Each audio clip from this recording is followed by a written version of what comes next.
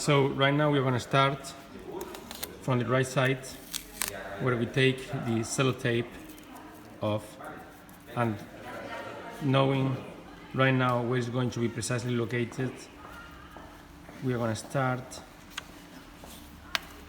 folding the paper back, and it's going to be covering the logo, in this case of the Rallye, and so doing so we don't make any mistake.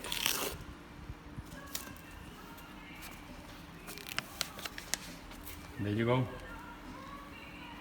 This is how it goes.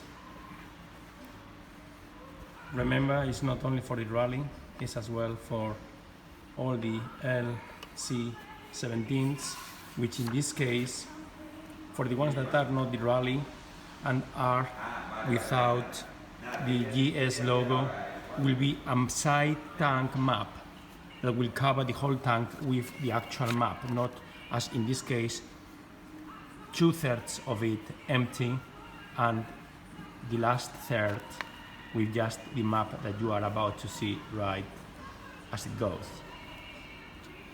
As you can see, it's very easy and no need of a side tank, sorry, a hair dryer or a heater.